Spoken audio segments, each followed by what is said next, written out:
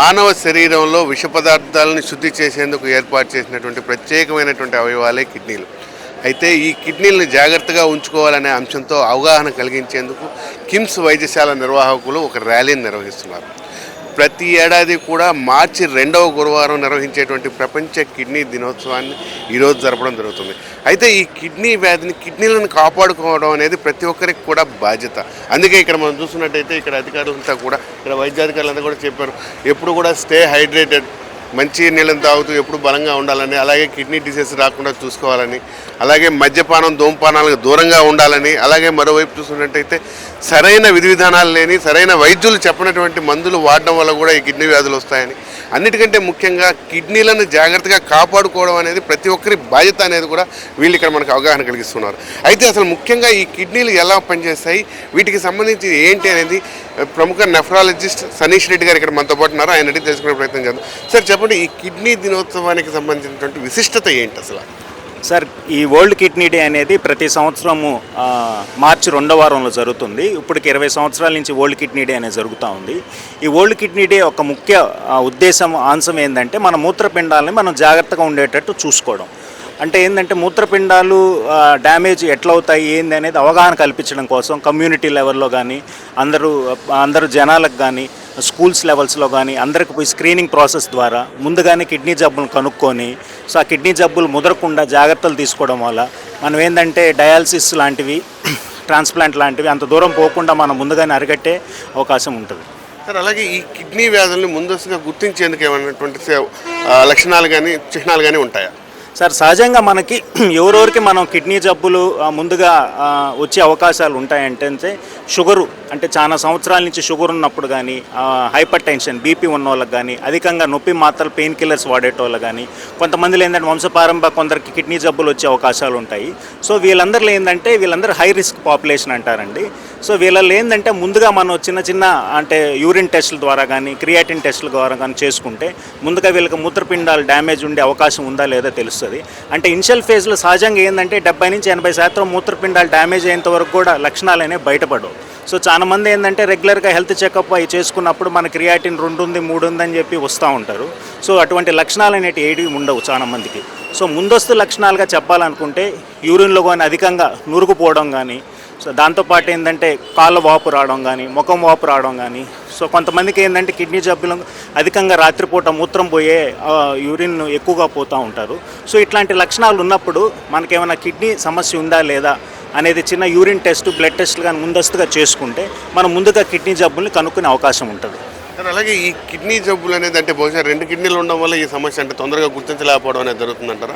సహజంగా ఏంటంటే మూత్రపిండాలు 70 నుంచి 80% డ్యామేజ్ అయినంత వరకు కూడా అందరికి లక్షణాలు పడవు. అంటే 70 to 80% అంటే 2 మూత్రపిండాలు కలిపి అండి. ఒకటి కొందరు అడుగుతూ ఉంటారు, సార్ కిడ్నీ ప్రాబ్లం అంటే ఒకటి ప్రాబ్లం ఉందా 2 ప్రాబ్లం ఉంది? సహజంగా 2 ఇబ్బందికి గురైతేనే ఆ 2 ఒక 70 to 80% డ్యామేజ్ గురైతే కానీ మనకి ఎక్కువగా అధికంగా లక్షణాలు అయితే కనపడవు. సో అర్లీ ఫేజెస్లో కనుక్కోవాలంటే ఈ షుగర్ ఉన్నోళ్ళు కానీ, బీపీ ఉన్నోళ్ళు కానీ, family history of kidney diseases ఉన్నోళ్ళు కానీ, ఒక 45-50 ఇయర్స్ దాటిన వాళ్ళు అప్పుడు ఏంటంటే మనం సంవత్సరానికి ఒకసారి రక్త పరీక్ష, యూరిన్ టెస్టులు ఇట్లాంటివి చేసుకుంటే ముందస్తుగా మనం కిడ్నీ జబ్బులను గుర్తించే అవకాశం ఉంటుంది. Thank you very much. అలాగే అయితే ఈ కిడ్నీలు జబ్బులు వచ్చేందుకు ఉండేటువంటి ప్రధానమైనటువంటి కారణాలు ఏమై ఉండొచ్చు అనేది మనం శ్రీనివాస్ రెడ్డి గారిని అడిగి తెలుసుకుంటున్నాం. సార్ చెప్పండి, ఈ కిడ్నీలు జబ్బులు వచ్చేందుకు అసలు ప్రధానంగా ఏమేమి కారణాలు అయి ఉండొచ్చు? కిడ్నీ జబ్బుల్లో చాలా రకాలు ఉంటాయండి. మెయిన్గా కిడ్నీ డ్యామేజ్ అవ్వడానికి హైపర్ టెన్షన్ ఒకటి కామన్ కాజెస్. ఇవాళ డయాలసిస్కి వెళ్ళే వాళ్ళని తీసుకున్నట్లయితే వాళ్ళు ఎక్కువ భాగం హైపర్ టెన్షన్ వాళ్ళు, అలాగే మధుమేహం డయాబెటిక్ ఉన్నవాళ్ళు, తర్వాత ఎక్కువ ఈ పెయిన్ కిల్లర్స్ ఎక్కువ వాడటం వల్ల కిడ్నీలు డ్యామేజ్ అవుతాయి. కొన్ని రకాల డ్రగ్స్ వల్ల కిడ్నీలు ఎక్కువ డ్యామేజ్ అవుతాయి. అలాగే ఇన్ఫెక్షన్స్ వచ్చేయడం దానివల్ల కూడా కిడ్నీలు ఎక్కువ డ్యామేజ్ అవుతాయి. కొన్ని రకాల ట్యూమర్స్ కిడ్నీల్లో జాయిన్ అవ్వడం వల్ల కూడా కిడ్నీలు డ్యామేజ్ అవ్వడం జరుగుతుంది. అలాగే వేరే జబ్బుల వల్ల హార్ట్ డిసీజెస్ వాటి వల్ల కూడా కొన్ని కిడ్నీలు సెకండరీ డ్యామేజ్ లాగా జరుగుతూ ఉంటుంది. సార్, ఈ కిడ్నీ దినోత్సవానికి సంబంధించి అసలు ఈరోజు ప్రత్యేకత ఏంటి? ఈరోజు వరల్డ్ కిడ్నీ డే అని ప్రత్యేకంగా కిడ్నీస్ అవేర్నెస్ కోసం క్రియేట్ చేయబడింది. ప్రతి సంవత్సరం ఒక థీమ్ తీసుకుని ఆ థీమ్ తోటి బేసిక్గా అవేర్నెస్ని క్రియేట్ చేస్తుంది. ఈ సంవత్సరం థీమ్ వచ్చిందంటే అంటే ఎన్విరాన్మెంటల్ పొల్యూషన్ వల్ల కానీ saving the planet, save your kidneys and save the planet. అంటే ఏంటంటే మన మూత్రపిండాలు మనం కాపాడుకుందాం, అదేవిధంగా ఏంటంటే మన ప్రపంచాన్ని, ఎన్విరాన్మెంట్ను కూడా మనం కాపాడే ఉద్దేశం చేస్తామని. సహజంగా ఏంటంటే ఇందాక సార్ చెప్పినట్టు, నేను చెప్పినట్టు ఈ షుగరు, బీపీ, ఈ ఎక్కువగా అధికంగా కిడ్నీ ఇన్ఫెక్షన్స్ రావడం వల్ల కానీ గుండె ప్రాబ్లమ్ అధికంగా ఉన్న వాళ్ళకి కూడా కిడ్నీలు ఎఫెక్ట్ అవ్వడం కానీ జరుగుతుంది. అదేవిధంగా కాకుండా మనకి ఎన్విరాన్మెంట్లో పొల్యూషన్ వల్ల కూడా మూత్రపిండాలు దెబ్బతినే అవకాశం ఉంటుంది.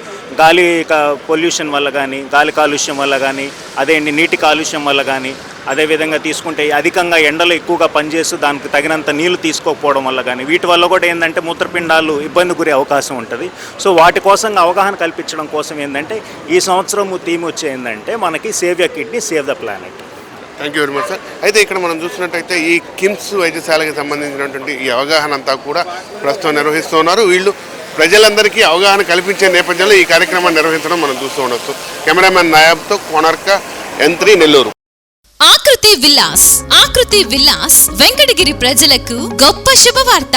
మన వెంకటగిరి పట్టణంలో మొట్టమొదటిసారిగా ధన్యభూమి డెవలపర్స్ వారిచే సహజ సిద్ధమైన ప్రకృతి ఒడిలో 5.5 ఎకరాల విస్తీర్ణంలో అన్ని ఆధునిక వసతులతో మీకు నచ్చిన విధంగా పూర్తి వాస్తుతో విశాలమైన గదులతో 87 లగ్జరీ డూప్లెక్స్ 3 బెడ్రూమ్స్ విల్లాస్ నిర్మించబడుచున్నాయి. మా ప్రత్యేకతలు విశాలమైన బ్లాక్ టాప్ రోడ్లు, చుట్టూ సోలార్ ఫెన్సింగ్ తో కూడిన కాంపౌండ్ వాల్, కట్టుదిట్టమైన భద్రతా వ్యవస్థ, children's play area, swimming pool, badminton court, basketball court, cricket net practice, విశాలమైన పార్కులు, ఫౌంటైన్లు, వినాయక టెంపుల్ మరియు multipurpose function hall, gym, indoor games కలిగిన క్లబ్ హౌస్. సంప్రదించండి. మా address Akruthi Vilas, opposite to Nagaravanam park, Bharat petrol bunk ప్రక్కన, Venkatagiri, Tirupati highway road. Hi Nilor, please subscribe to N3 TV.